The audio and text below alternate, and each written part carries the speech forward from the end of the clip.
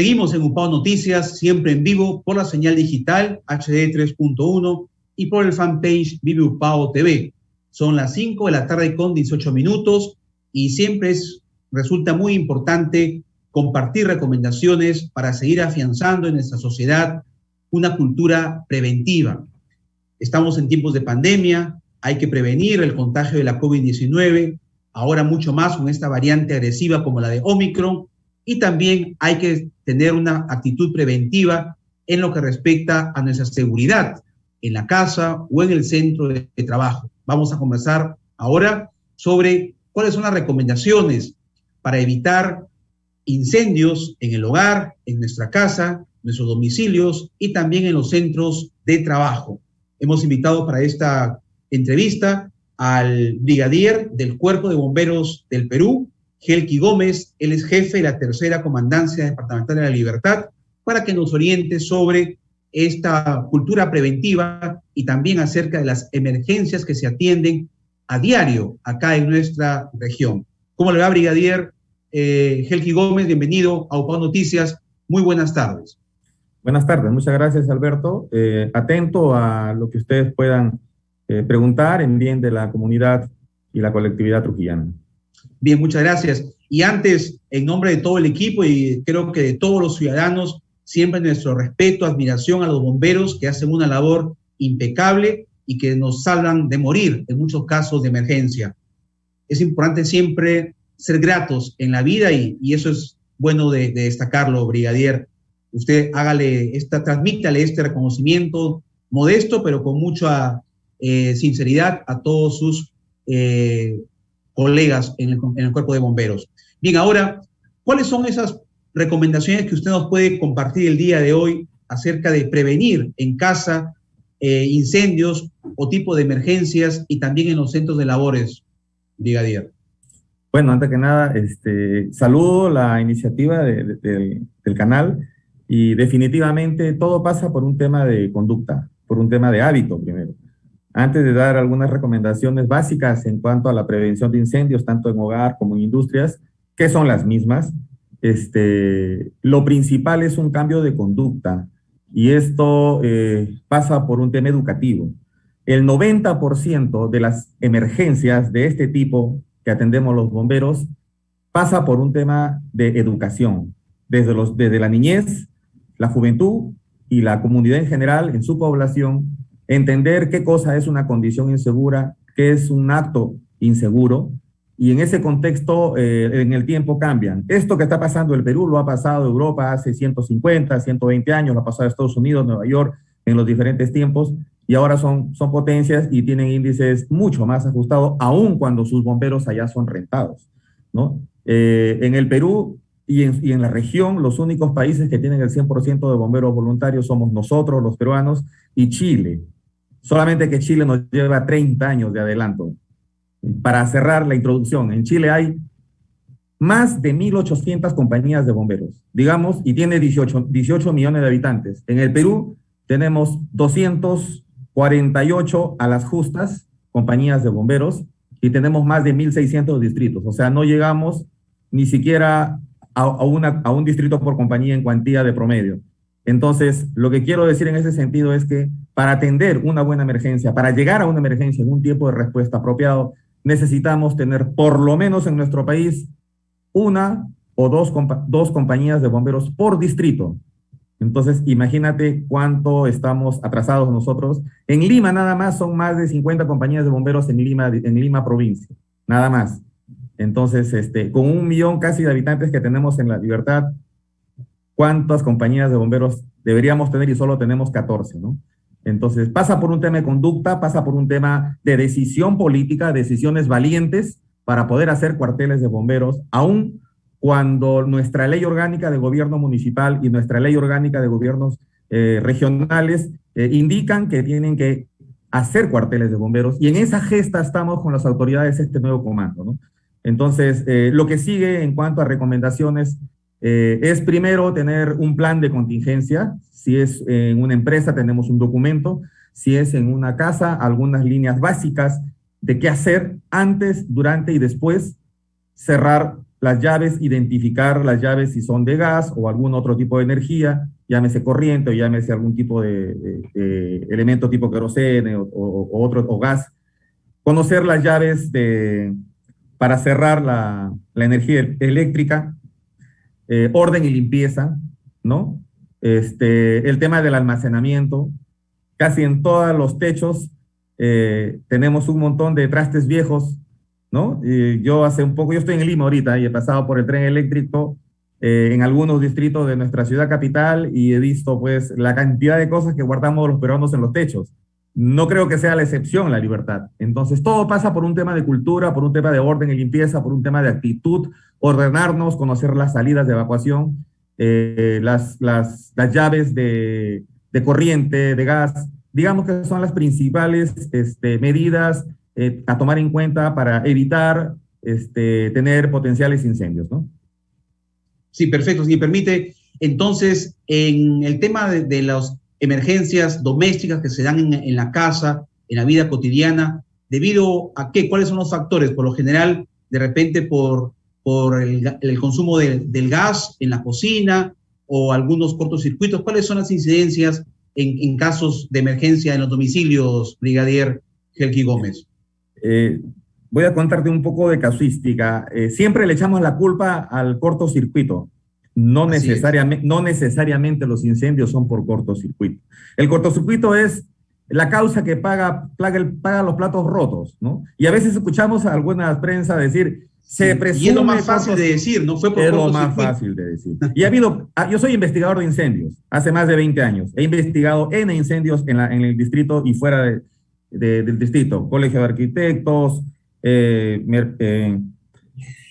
Zona Franca, el Salón Consistorial del municipio de Chiclayo, y así podría ahorita relatarte N incendios que hemos investigado en equipo, en la tercera comandancia, y te puedo decir que la casuística de incendios eléctricos es relativamente baja. Hemos llegado a descubrir que ha habido situaciones donde se presume que es incendio eléctrico y ese día ha habido apagón o ha habido corte de fluido eléctrico, ¿no? Entonces, más pasa los incendios por un tema actitudinal, por un tema de acto subestándar, acto inseguro, ¿no? Sino que el problema que tenemos los peruanos, y pasa también en la parte de los accidentes de trabajo, no nos gusta reportar.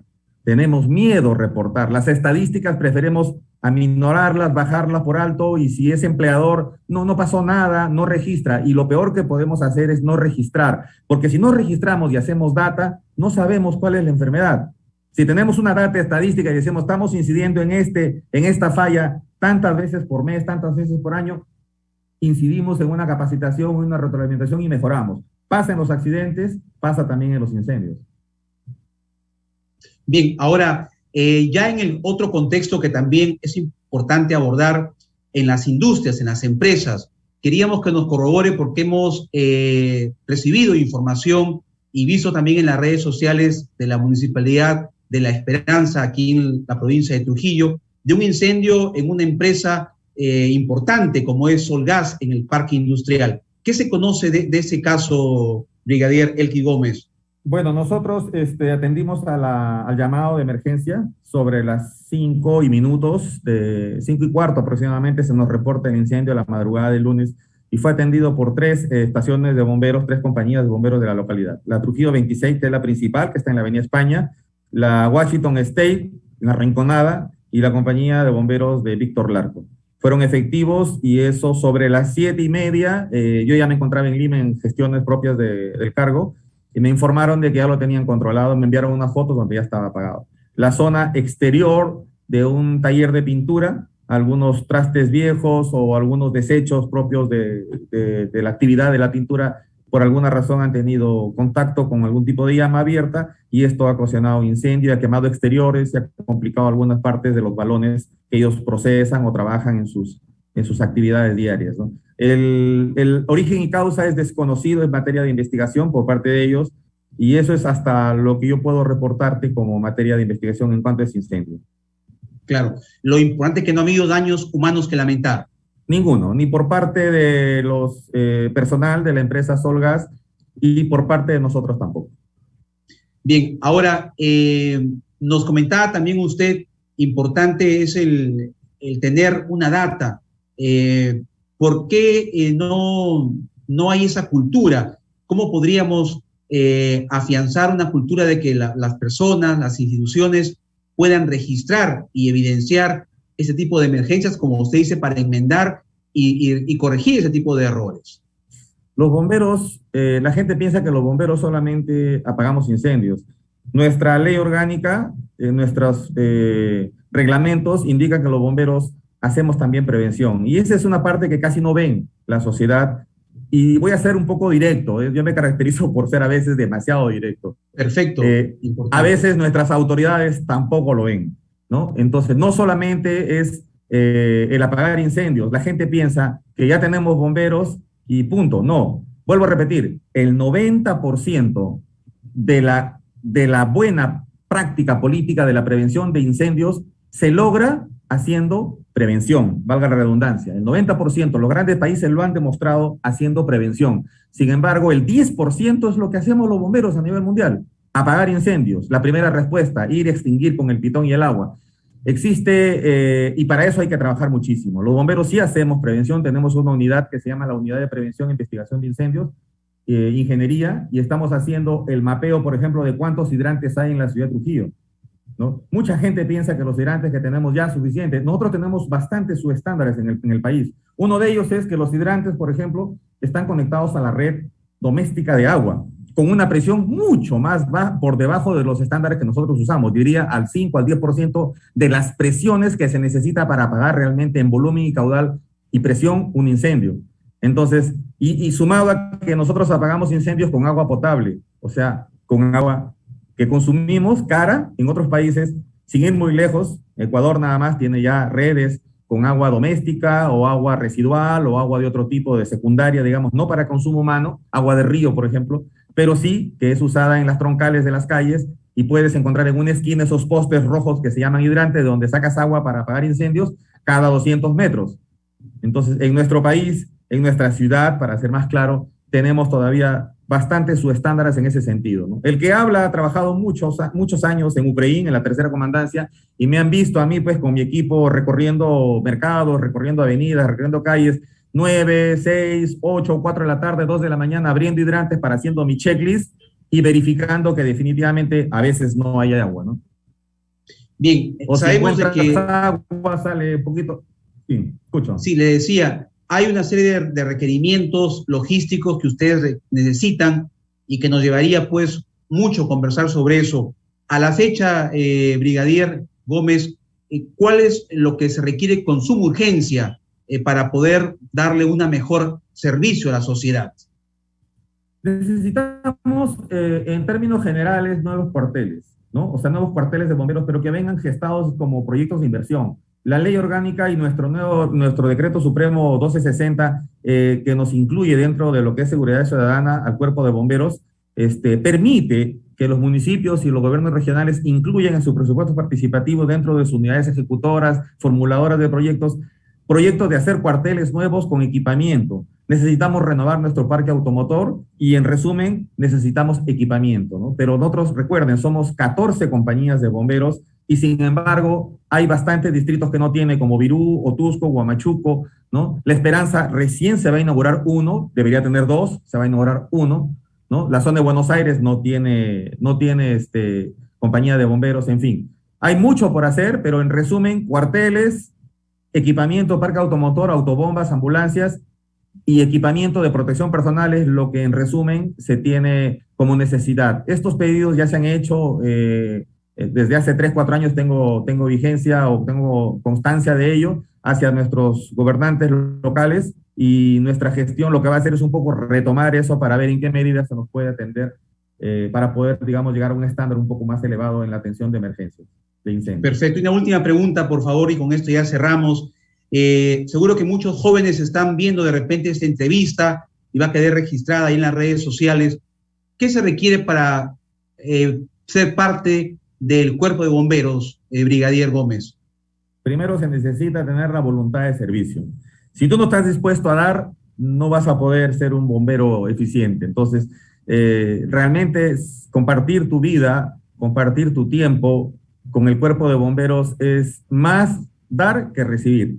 porque vas a tener que sacarle jugo a tus estudios y sacarle espacio a tus estudios al momento que tienes que dar exámenes de pronto o clases porque tienes que estar en el cuartel o atender una emergencia, o por qué no también en la casa con los papás, con las mamás, y en algún momento quitarle un poco de espacio a la familia. Y en eso juega un papel muy importante también cuánto te comprende la familia, ¿no? Entonces, eso es lo primordial, tener la voluntad. Luego estar entre 17 y 30 años para poder ser, digamos, aspirar a integrar las filas de los bomberos. Además, tener capacidad física, aptitudinal, y eso hay unos exámenes, unos perfiles que se somete uno dentro, inclusive ahora dentro de esta nueva normalidad nos hemos reinventado.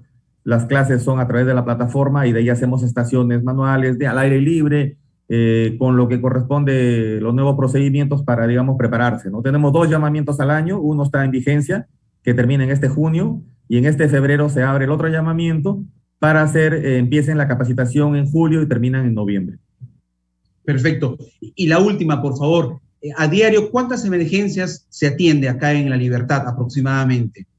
Deben estar entre 20 a 30. Lo que te puedo dar es un consolidado en incendios. Normalmente en La Libertad superamos 600, entre 600 a 700 incendios al año. Se dan desde Pacasmayo, Chepén, Guadalupe, hasta ahora Chao. Quizás aumente en este año, porque este año 2022 está registrando ya las emergencias que se están dando de Chao. Y también se van a dar las emergencias que están dando en toda la Esperanza, y eso va a aumentar nuestras estadísticas, ¿no? Entonces, deben ser unos 650 a 700 emergencias de incendio al año. O sea, casi, digamos, 1.8 incendios al día. Claro, cuando son incendios importantes, es que salen en las redes o salen en las noticias. Eso más o menos es un 20%, o sea, 60, 70 incendios al año son de consideraciones. Bien, le agradecemos brigadier del Cuerpo de Bomberos del Perú, Gelki Gómez, jefe de la Tercera Comandancia Departamental de la Libertad, por esta información tan valiosa que ha compartido con nosotros aquí en UPAO Noticias. Muchas gracias. Gracias. Y éxitos en su gestión. Muy amable. Gracias, muy amable. Hasta luego. Vamos a ir a una pausa, 5:35 de la tarde, y regresamos con más información en UPAO Noticias.